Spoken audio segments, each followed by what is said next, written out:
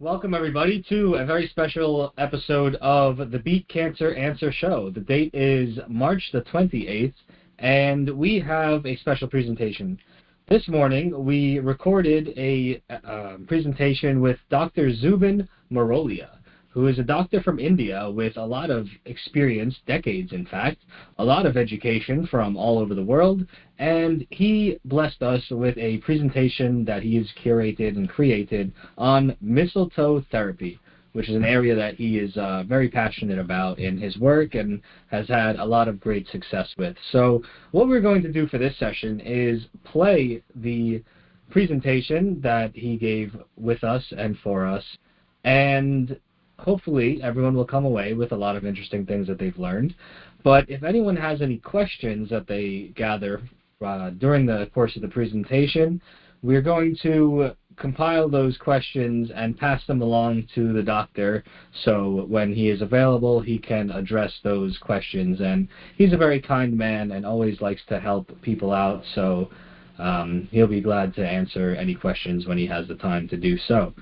So during the presentation, we ask that everyone stays muted so we can enjoy it. The presentation itself is approximately 40 to 50 minutes, so it is a bit of a long haul that you're in for. And after that presentation is done, there was a Q&A session on the chat earlier, but we probably won't play that one. We'll perhaps have an open forum Q&A for the rest of this call. So anyone can fire out any questions that they think of in the chat at any time. Other than that, we do ask that you hold your comments until the end when we open up the floor. So with that said, I am going to make sure everyone's muted. I'm going to pull up my screen share here, and we will get the video playing. Are we on record? I didn't hear that. Yeah, it's recording. Okay.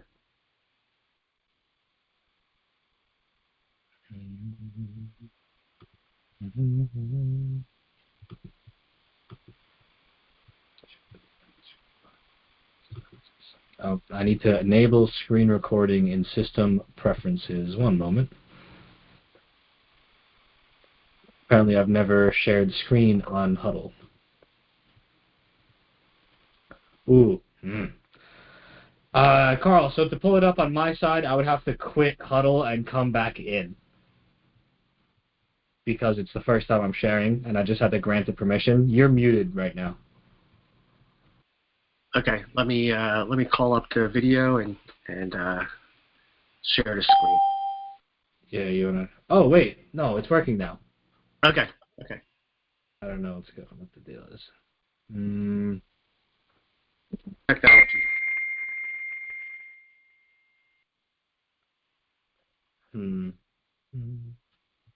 Okay, let me see.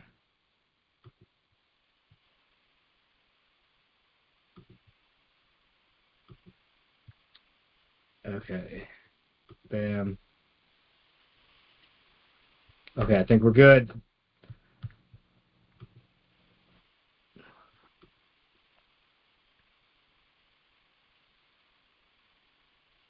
Yeah, a little different in Huddle than Zoom.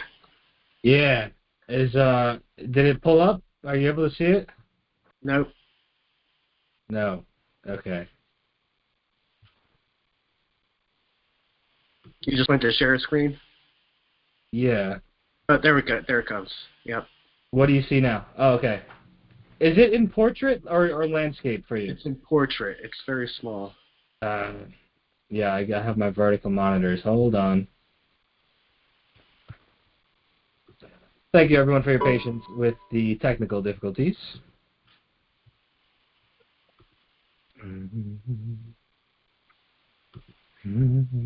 Still in portrait.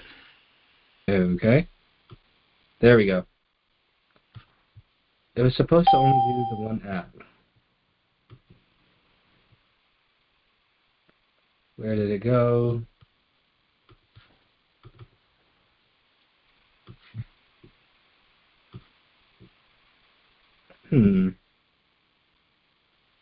Okay, how about now? No, it's still full. All right, let me give it a shot. Yeah, you want to give it a shot? It's Yep. just being weird on my end.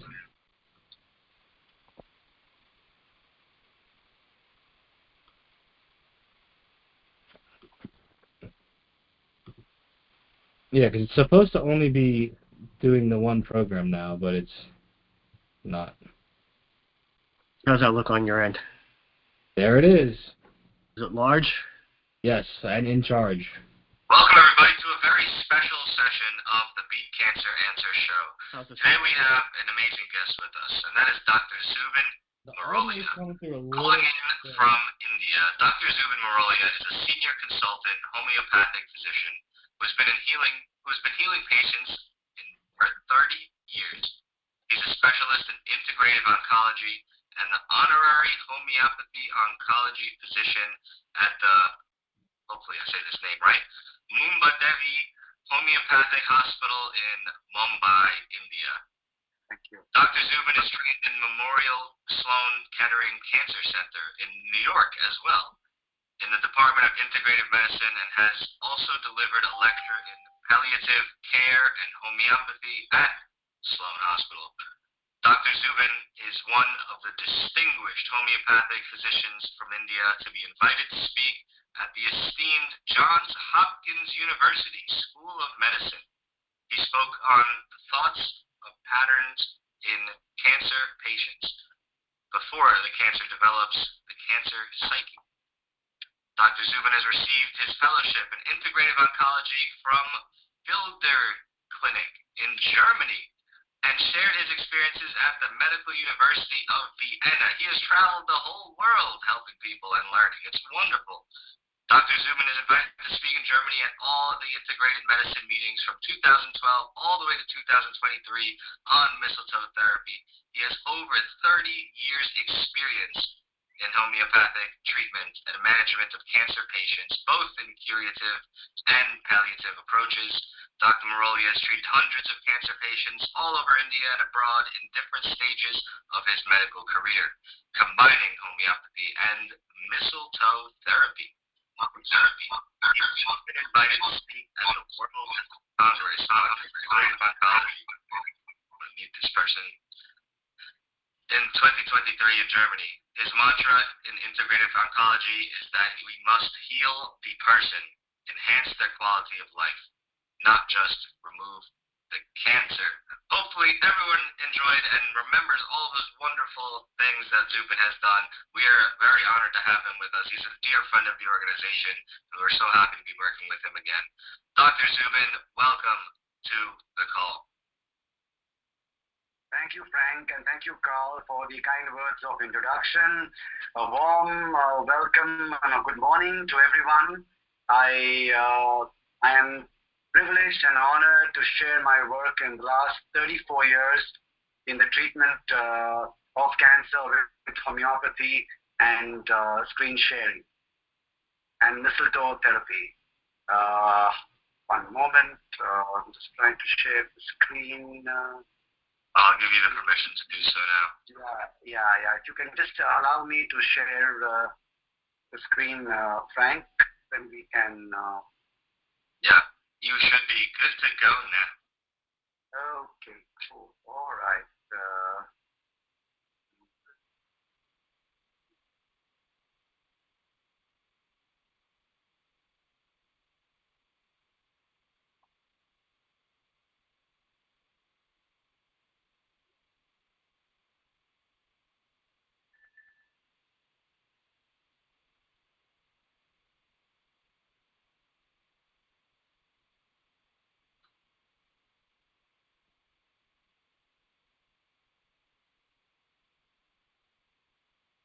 Can you see the screen, Frank? Yes, we got it right in front of us. We have a PowerPoint presentation. Okay, cool. So we can begin. I hope I'm audible as well, Frank, to everyone. What's that? I hope I'm audible to everyone. Yes. Can everyone hear him right? Everyone can hear him well? Yes. Okay, coming through here. So here we go. A very good morning and welcome to a presentation that involves the most romantic and lovely plants in medical history, and that is homeopathy, and one of the most gentle systems of medicine in the world, homeopathy. I bring to you my experience and my journey in the last 34 years in the field of cancer management and treatment with mistletoe and homeopathy. Life is short. Break the rules. Forgive quickly. Give slowly. I wonder why. Love truly. Laugh uncontrollably and never regret anything that makes you smile. Mistletoe, the kiss of life. According to custom, if a woman is caught standing under the mistletoe, a man may kiss her. For centuries, mistletoe has been considered a plant that increases life and fertility. By the 17th century, people believed a kiss beneath it could mend a broken heart. If you go along the history of mistletoe, the ancient Druids, the Celtic cultures believed mistletoe to be a sacred plant, and it was used in many of their rituals. They thought that mistletoe had mystical powers and held the soul of the host tree. They hung the mistletoe over doorways to ward off evil spirits during winter solstice festivities. Mistletoe is considered a symbol of life because even when the host is leafless, it is evergreen and bears fruit even in winter. The word mistletoe is thought to stem from Saxon mistletoe, meaning a different twig. In ancient Scandinavia, mistletoe was known to be a plant of peace, and if two enemies came across one another in a forest inhabited with mistletoe, they had to lay down their arms and declare truce. And the founder of mistletoe therapy and its use in cancer is Rudolf Steiner, founder of the anthroposophic medicine, recognized the importance of mistletoe in cancer therapy, and the first injections of mistletoe were administered in 1917, a good 105 years ago. So mistletoe brings together 100 years of being used in cancer treatment and as an anthroposophical medication. It's basically a half-parasitic plant belonging to the family Laurentiaceae, and it grows on host trees such as oak, pine, apple, fir, elm, and others. And here you see these bunches of the mistletoe plant that is growing on the host tree in the plantations in the border of Switzerland and Germany. You see these bunches, and this is the mistletoe. In fact, mistletoe has various similarities to a tumor, to cancer.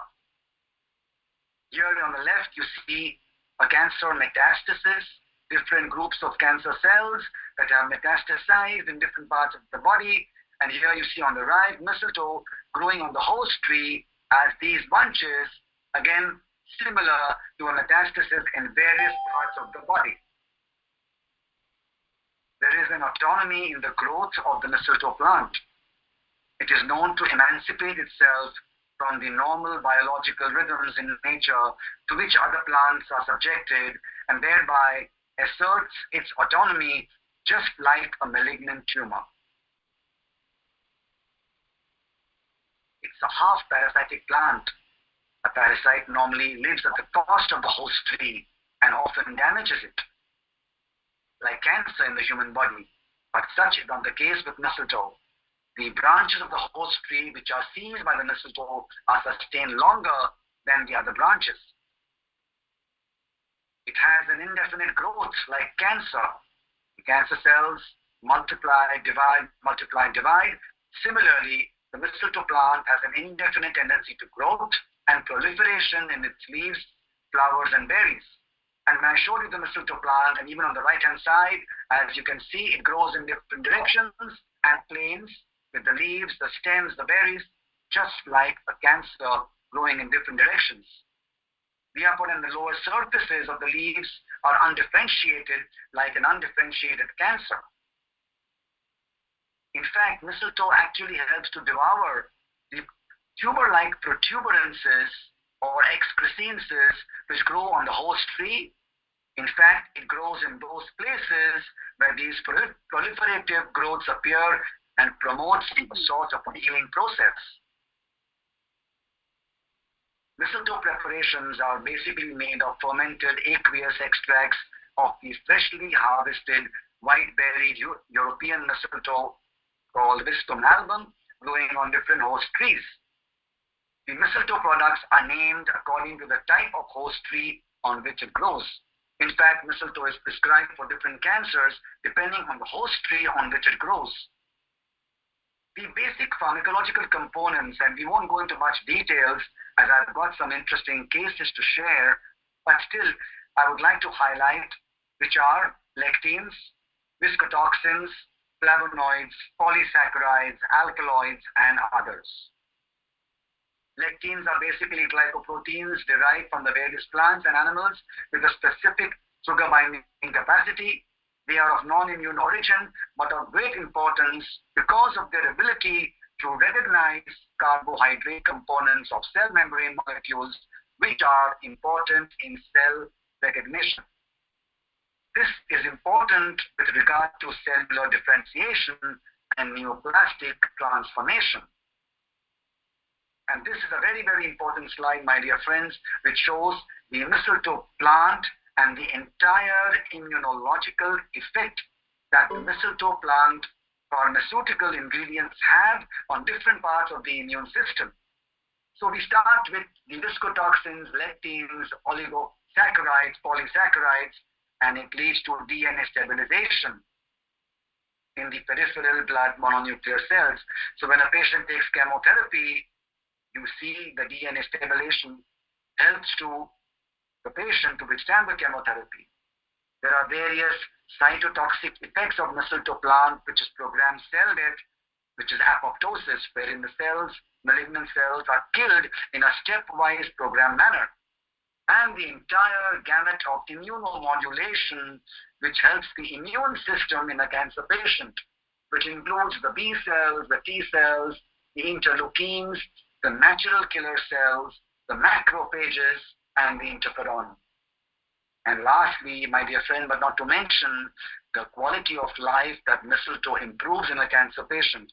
Now, this is very, very important, and this was what, in fact, got my interest in 1991, 34 years ago, wherein I began studying the mistletoe because I realized the capacity of the mistletoe to help the quality of life in a cancer patient, vis-a-vis well-being in a cancer patient, reduction of side effects, and improved survival. So these are the neuroendocrine effects that mistletoe brings about.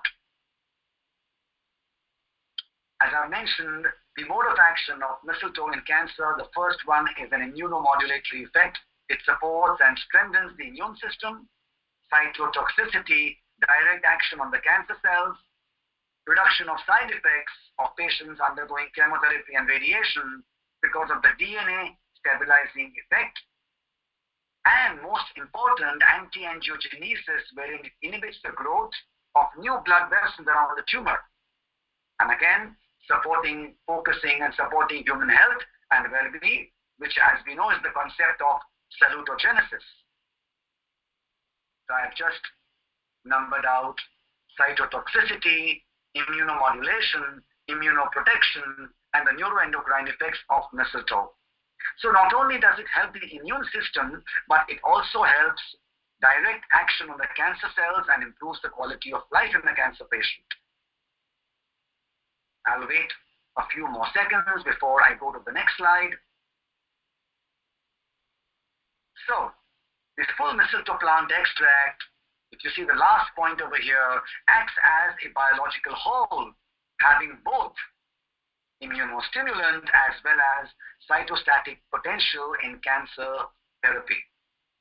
And it also brings about stimulation of the thymus with a dramatic increase in thymocytes.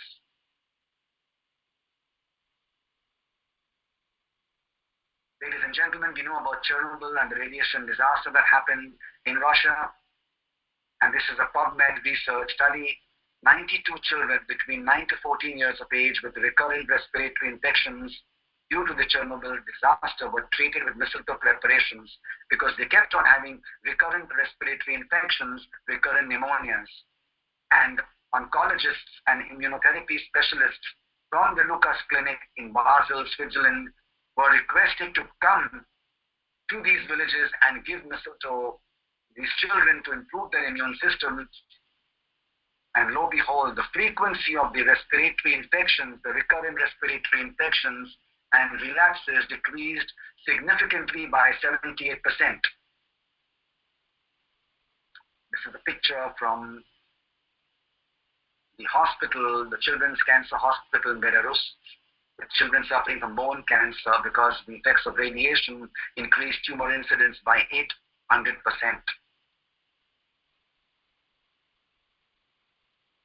Now, we come to the indications for mistletoe in oncology. So we have a cancer patient.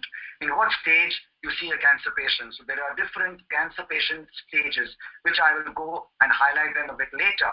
But mistletoe basically is used.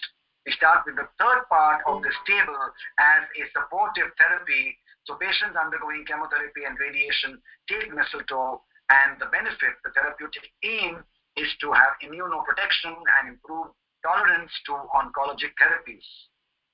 Third, as an adjuvant therapy after surgery and radiation. Palliative therapy for inoperable stage 3, stage 4 metastasizing cancers, we notice an improvement in the quality of life. And lastly, for precancerous lesions, like you have submucous fibrosis, you have leukoplakias, we find mistletoe is used for precancerous lesions, and it leads to an involution of the precancerous lesions. Mistletoe, basically, it has to be remembered, leads to optimizing the immune system and not to stimulate it in a very harsh manner. So this is to be remembered that mistletoe has to be given as a subcutaneous injection under the skin of the abdomen or the upper thigh or the triceps area. And you alternate the sides and the quadrants as a subcutaneous injection every alternate day. And these are the mistletoe ampule that you see, and you see the insulin syringe, the 1 cc insulin syringe, which is used to give the mistletoe injections. And when you give the mistletoe injection subcutaneously, you see a small localized redness reaction at the site of the injection, which is basically showing the T lymphocytes rushing to that part. And this is a positive sign that the mistletoe is helping the immune system.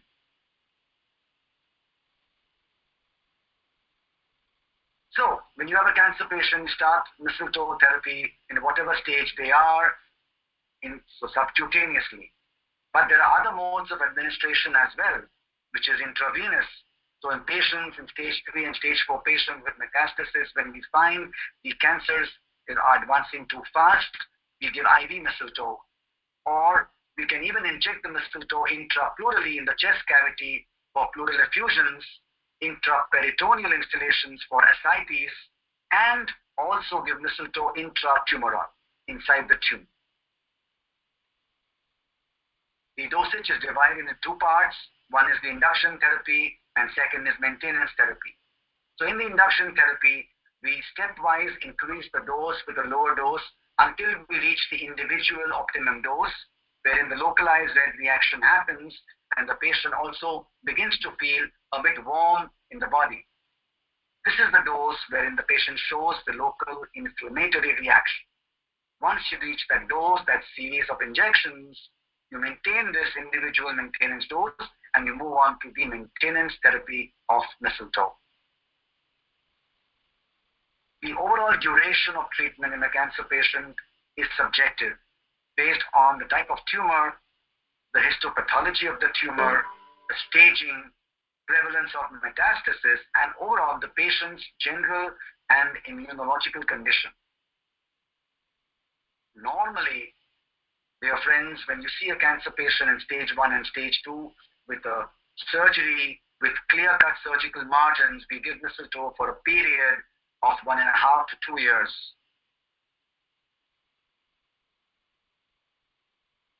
After a series of 14 injections in stage 1 and stage 2, we give an interval of 7 to 14 days. But in many cancer patients wherein we find there are widespread metastasis, we don't give any intervals.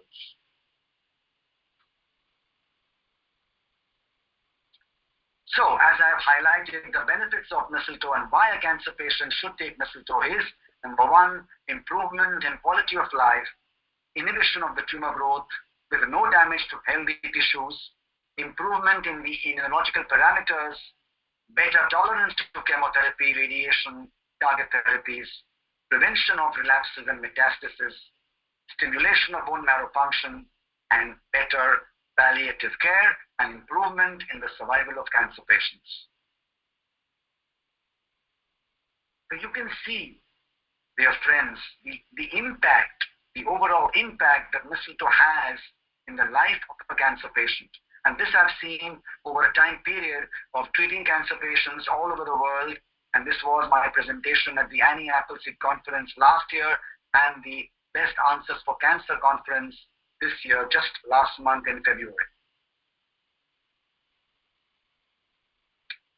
This again is a very, very dear slide of integrative oncology. Integrative oncology is a patient-centered, evidence-informed field of cancer care that utilizes mind and body practices, natural products, lifestyle modifications, along with traditional conventional cancer treatments. Integrative oncological practices aim to optimize health, quality of life, clinical outcomes across the cancer care continuum, and to empower people to prevent cancer and become active participants before, during, and beyond cancer treatments. And mistletoe is a very, very important pillar in integrative oncology. Again, we're going to spend a few minutes on this slide of holistic cancer therapies. On the right-hand side, you see the conventional therapies, which are surgery, radiotherapy, chemotherapy, and target therapies and hormone therapies. And what do these aim at? They aim at, of course, a direct action on the cancer inhibition, and they intervene in the pathogenesis of cancer.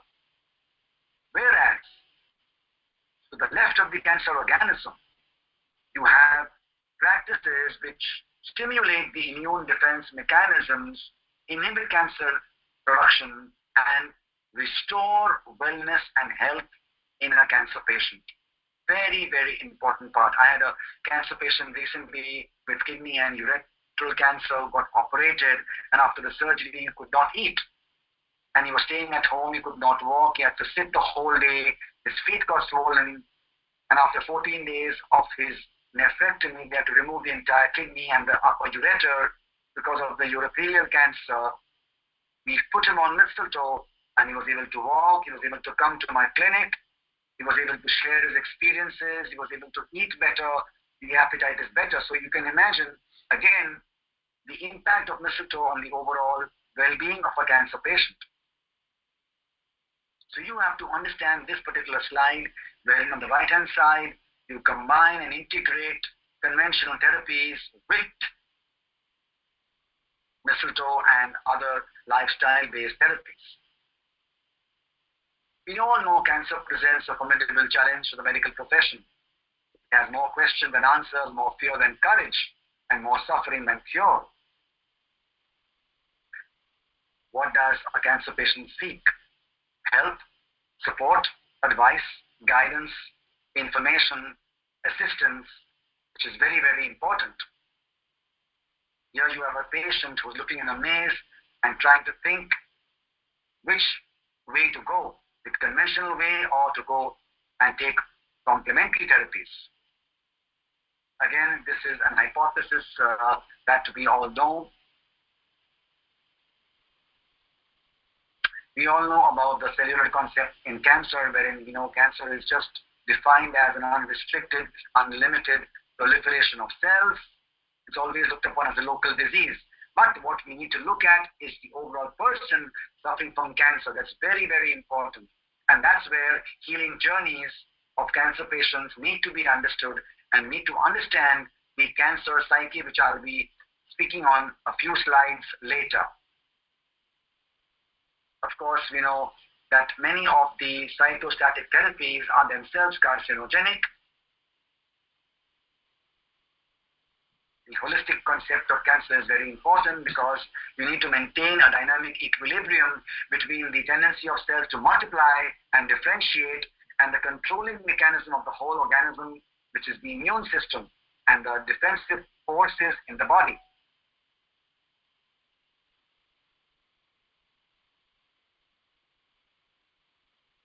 A cancer cure cannot be effected by local measures alone.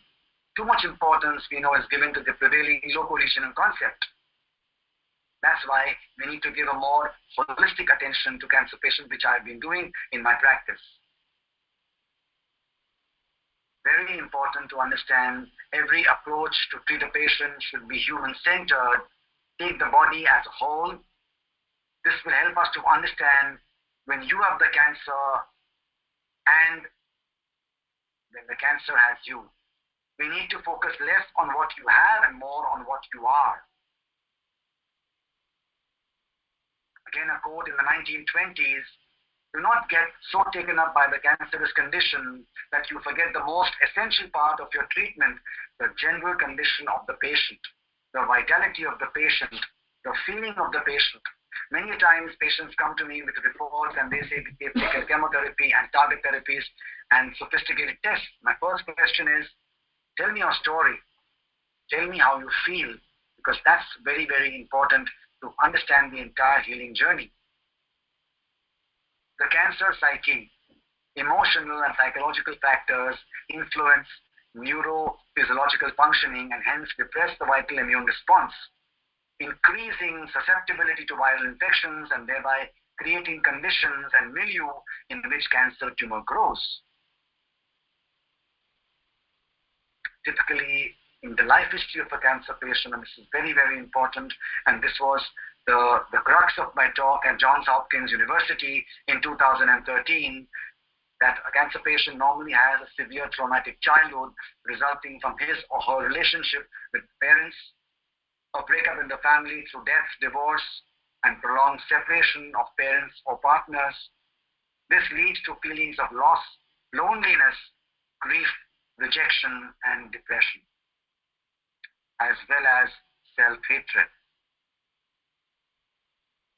So the patient overcompensates by trying constantly to please the others and thus win their affections.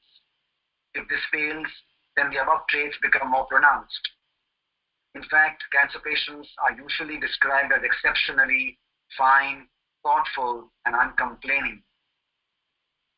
As life goes on smoothly, they are fine. But when the life situation changes in the form of an traumatic event in their lives, like death, separation, conflict in relationships, loss of job, etc., the old thought pattern of loss, grief, rejection, and loneliness returns. This engulfs the individual again in a sense of isolation, hopelessness, and depression. When the disease is discovered, the despair deepens, and I have seen some of the cancer patients with deep depression succumb to their ailment from 6 months to 1 year. I mentioned about a lost relationship and inability to express hostility in their own defenses, a feeling of unworthiness and self-dislike, and tension over the relationship of one or both parents. Again, emotional disruption between patient and parent during early childhood appear to be one of the major factors to cancer in later life. Most of the history and most of the healing journeys I do with cancer patients, I realize and I see that most patients have suffered a significant emotional loss up to 5 years before the onset of cancer. The sexual sphere becomes even more important in women who have cancer of the cervix or breast. Sexual and marital discord and maladjustment in sexual relations also play a very, very important part, including poor sexual adjustment, dislike or aversion to sexual intercourse, and failure to achieve orgasmic satisfaction. The 3S concept was mentioned by me. I had formulated this concept and I presented this concept in the 2019-2020 Truth About Cancer event in Anaheim, California. So I will quickly go through the 3 S's which we see in the life history of a cancer patient. The first one being suppression, the deliberate act of trying to force the unwanted information out of awareness, a type of motivated forgetting. Culturally, it is considered stoical to hold in our more tender emotions and not showing the vulnerability that is typically viewed as a strength or a demonstration of character. However, the major motives in hiding our emotions are fear-based, and we are just afraid to look weak or susceptible to others. And when we are, why we are suppressed or we undergo suppression? Because of lack of love, again seen in cancer patients, guilt, humiliation, low self-esteem, anxiety, a shock or a very, very traumatic event, and fear. Spontaneity. My dear friends, when was the last time you did something for the first time? Spontaneous thoughts are often considered wanderings of a restless mind. They tend to get dismissed.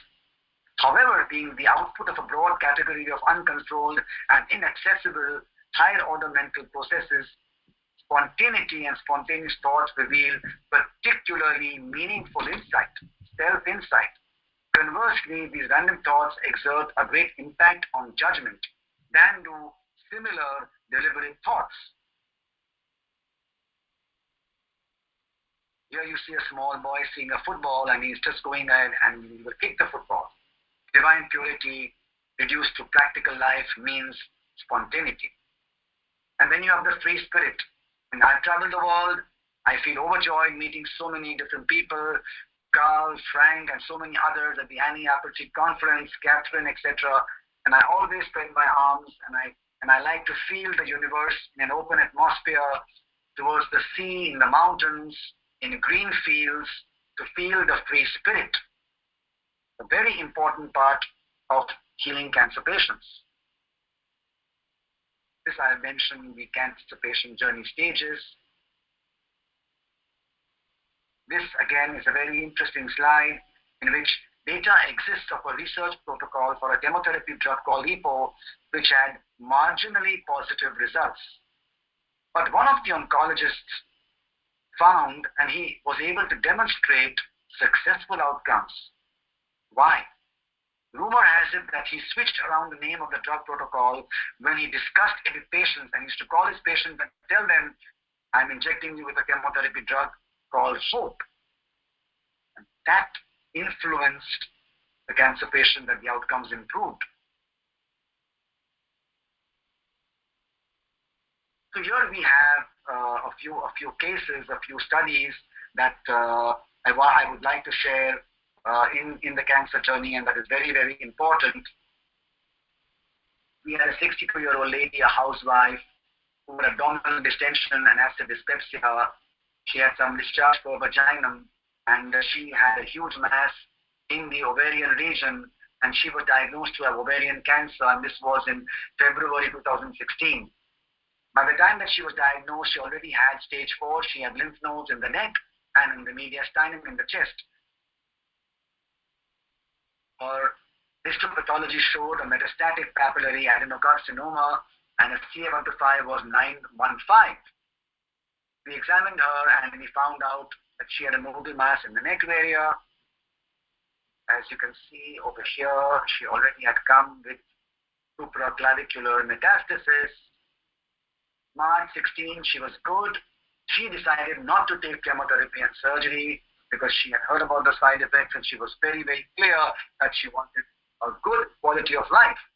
She began mistletoe. The mistletoe injection Mali series 1 was started subcutaneously on alternate days, and she was stable. In May 2016, she had some loose motions, rumbling in the abdomen, and she had a terrible fear the cancer increased. We counseled her and we put her on homeopathic medicine. Homeopathic medicine made from cancerous tissue is what we use for cancer patients. At that time, a CA125 count was 567.9.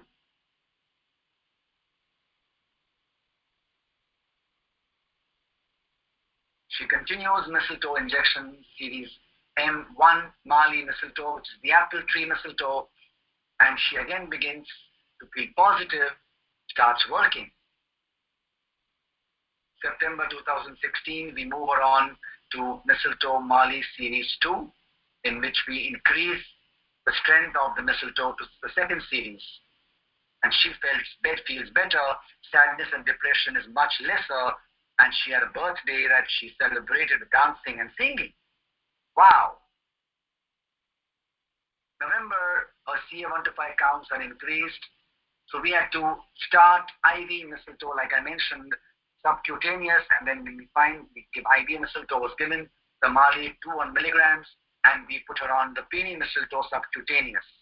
And she had developed ascites. So we have an integrative oncology team here at my center in India, wherein we have integrative oncology physicians. I head the team. We have internal medicine physicians, surgeons, therapists, physical therapists, counselors, palliative care experts, and we all work together. We work in an integrated way. Though the CA125 was 900, in March it came down to 707. She continues IV mistletoe and subcutaneous mistletoe. So IV goes on once a month, and her subcutaneous mistletoe continues. She continues to feel stable. In May 2017, again she has got ascites. We try and test the ascitic fluid, and she has a metastatic papillary adenocarcinoma, which we know, and we move mistletoe subcutaneous to a higher dose of series 4. And we do an intraperitoneal, so we remove the ascites with an injection, and we push in the mistletoe intraperitoneal. This you see a picture of the ascites that she's been suffering, and all along, though, ladies and gentlemen, the markers were high, from 900 to 600, and then 700, she continued to have a good quality of life. She comes to my clinic around the time that I step out for tea in the evening, and we both together go to a cafe and we have a nice cup of tea together. We go to March 2018, 2 years, CA125753, she continues to have an installation in the peritoneal cavity and subcutaneous mistletoe. No cachexia, her energy levels are maintained. She comes to the clinic walking, she eats well, she has a good quality of life, like I mentioned, salutogenesis. And her markers in November 2018 were 650, and she continues high dose IV mistletoe. Here you see the general sense of well-being, and she feels very, very energetic. And there you see her with me in my clinic, and we've just finished an IV procedure on her. In 2019, she continued a subcutaneous mistletoe. 2021, because of the COVID, she had to take only subcu. IV was halted, and then she continues her subcu and IV mistletoe. Stage case 2. And this case is a lady, 67 years old. She had breast cancer, and this is an interesting case to mention. It's a short story behind this case. So this patient gets operated. They do a right modified radical mastectomy, and axillary clearance was done. 5 out of 9 lymph nodes were metastatic, and this patient undergoes chemotherapy. Now what happens to this lady? So she goes to a big hospital. She undergoes chemotherapy, and she develops at the site where they have given the chemotherapy. The chemotherapy drug is extravasated, and she develops an ulcer, non-healing ulcer. So she comes to my clinic with a non-healing ulcer and with reports, and says that we've halted the chemotherapy and I've been advised plastic surgery for the ulcer. Doctor, please help me. So I asked her, I said, what brings you to me? And how would you like me to help you out? So she says, oh, in the morning I wake up, I need to make breakfast for my son, for my daughter-in-law, for my grandchild, goes to school, and I wake up and I look at my hand, I feel so sad. I said, oh boy, now I have to again do the tape, and then I can't make breakfast for them. I feel so bad. So I said, okay, fine. So we start her on a homeopathic medication for the ulcer, and I tell her very, very confidently, no need to worry, Neela, her name is Neela, she's there in the Truth About Cancer series video. Those of you can access it later. And after 2 weeks, this is the condition of the hand. She's healing and healing and healing. And she comes to my clinic, and she's giving me a small sweet for the festival of spring in India. And she says, I am going to continue mistletoe and homeopathy. But here, something very unique happened in the clinic. So she comes to my clinic one evening and said, I need to speak with you, Dr. Marolia. I said, okay, welcome. So she comes with her son and her husband, and her son says, you have left your chemotherapy incomplete. Mom, you need to go back to the hospital and complete the chemotherapy, complete the normal allopathic regime. And she says, no. She refuses. But I'm not going to go anywhere to a big hospital, again do blood tests, again wait in the line, spend the entire day. I love coming over here to this center. I take my homeopathic medicine from Dr. Marolia, from me, and take mistletoe, and I'm fine. I am not going to go anywhere. So she leaves her chemotherapy. She continues to be on mistletoe and homeopathy for the last she took mistletoe for about 2 years. Since then, she's fine and in good health. Another case of a lady with ovarian cancer, a serious cyst adenocarcinoma of the ovary. She had taken all the conventional treatments, all the cycles of chemotherapy, the surgery, etc. Everything was done, and she lands up with a huge swelling in her left lower limb because of an obstruction to the venous blood that is going towards the heart, because of widespread lymph node metastasis, as you can see, with anemia and depression. So because of the lymph node enlargement in the lower abdomen, there is a blockage to the flow of blood, and she lands up with this huge swelling in the limb. And she comes and says, this is my problem, Dr. Marolia, I would like to start mistletoe and homeopathy. So we undergo a healing journey with this patient as well. We asked her, I said, tell me your story. And she says, throughout my life, of course, I go on a healing journey with the patient. We interview, and the session is about 1.5, 2 hours, wherein we actually sit down and we make the patients comfortable. We listen to them, what's happening in their life. And she says that throughout my life, I've struggled with my finances, and I just want to work. Just give me some medicine so I can go to work and I can earn some money for my family. And right from when I was very, very young, I used to finance my own education. Now I am eager that my children have a good education, so I want to work. And I've always worked very hard and struggled for finances in my life. This was the core understanding of the cancer psyche that I mentioned. And she kept on saying that, and we gave her, and this remedy we use in homeopathy here in India, in Asia, also for my cancer patients who have this particular period of struggle in their lives, wherein they work very, very hard and struggle, and then they've landed up with cancer.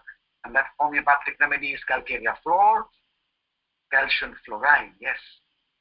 And she's on mistletoe, and her hemoglobin, if you see over here, that was about 7 grams %. After mistletoe, the hemoglobin becomes 9 grams %. Her appetite becomes good. There is no weakness. And she resumes a full day's work at her bank. She's very, very happy. Calcarea fluor was the homeopathic remedy. She is stable and working. Again, she was better in November 2008. Unfortunately, she developed pulmonary metastasis, and she expired after 1.5 years of mistletoe and homeopathy. But in that duration also, the impact of mistletoe was on her quality of life. She was doing much better. She was able to work and live a good care, a good life, a good palliative care in her life. Another case of ovarian cancer in a 46-year-old lady, stage 3C. She had done her surgery, panhysterectomy, salpingo-oophorectomy done, 6 cycles of chemotherapy taken, and her CA125 was 124 in October 2018. And she earlier had come in June for prophylaxis with mistletoe and homeopathy.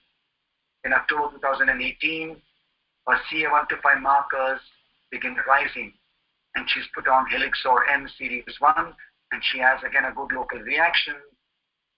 She continues her mistletoe, good reaction, and she feels warm in her body. June 2019, a CA125 becomes slightly more. We increase the Mali mistletoe to series 2, but she is stable and her energy levels are good. In Jan 19, her vitality drops. She has a fear of recurrence, and we put her on IV mistletoe, intravenous mistletoe. And overall, again, we continue with subcutaneous and IV mistletoe, and she is overall better and much more calmer. March 19, she has a persistent lower abdominal pain, constipation, etc. CA125 is 112, and she was diagnosed to have adhesions. This is the local reaction to mistletoe. When you take IV mistletoe, the subcutaneous sites have these kind of feels. In June, again, she had peritoneal metastasis, mesenteric deposits, and she was operated, a laparotomy was done, and those adhesions were separated by a process of adhesiolysis, and there was a resection of the metastatic deposit over the small intestine. And she comes back. I see her in the hospital. She says, I want homeopathy, Dr. Marolia, even post-surgery. So she continues on mistletoe, Mali, series 4. September 2019, a CA125 counts are better. PET scan shows no evidence of disease. She is stable. December 19, stable. CA125 is stable, working normally. Warmth reaction is stable, and she is stable. Overall, she is doing exceedingly well. Good sense of well-being, feeling calmer and balanced. And there she is in my clinic sharing her experiences. This is another gentleman with an osteogenic cancer coming to me 2 hours from Mumbai, takes the IV mistletoe, has breakfast, and eats. So, my dear friends, mistletoe is a very, very important part of cancer treatment. It's the main pillar in integrative oncology. It helps to add life to your days and not days to your life. There are many, many other cases which I wanted to bring to you, but I wanted to share my experiences in the last 34 years of traveling the world, practicing holistic medicine here in India, and spreading the knowledge and experience that every person, every patient should have a physician that will listen to you, that will understand your health journey, that will go on a healing journey with you and not just look at disease. It's more important, my dear friends, to know what kind of person has the disease than what kind of disease is there in the person. And I will come back to Frank. We have 10 minutes for Q&A. So the platform is open. I hope I was able to present something that's very, very close to me and my work in my life. Thank you so much. Thank you.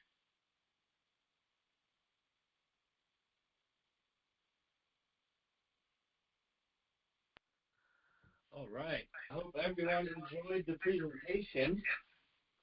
Let me, I don't know why I'm not viewing things correctly here. Maybe I have to take it out of lecture mode here. Stop screen sharing. Okay.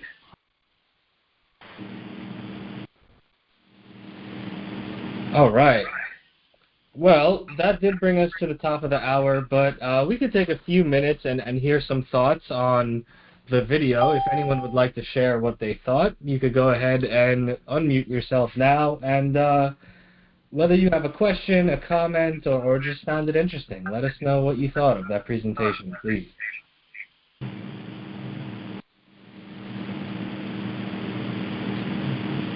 Any thoughts from anyone on the call? You can go ahead and unmute yourself and let us know. Otherwise, we will close it out for tonight.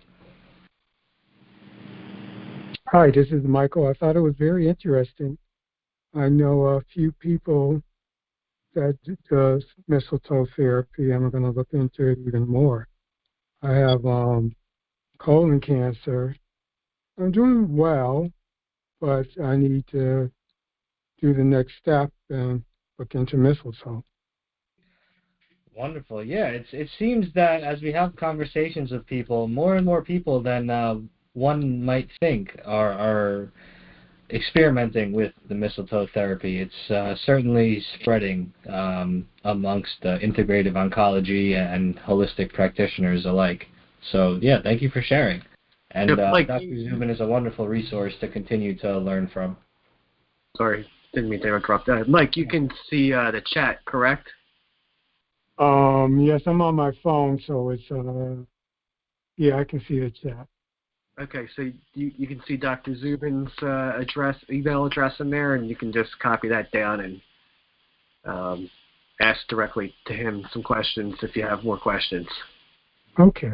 That are specific. We don't know how to answer the specific questions. Right. But we'll take them down if people are on the phone and you want to just let us know. We'll take down your questions and get them to Dr. Zubin. All right. Thank you. Absolutely. So with that, is there anything else that anyone would like to share about what they thought of the presentation, or any questions that anyone has about mistletoe therapy for Dr. Zubin that we can ask him?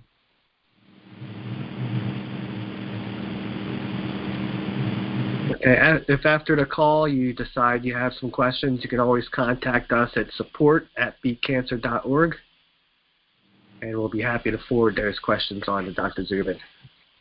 Absolutely. And so I believe that does conclude tonight's call. We hope everyone enjoyed this special session of the Beat Cancer Answer Show, and tune in next week for more of our regularly scheduled programming in regards to an open forum Q&A on cancer and a more broad scope. So thank you for joining us, everybody. All right. Good night now. Good night. Good night.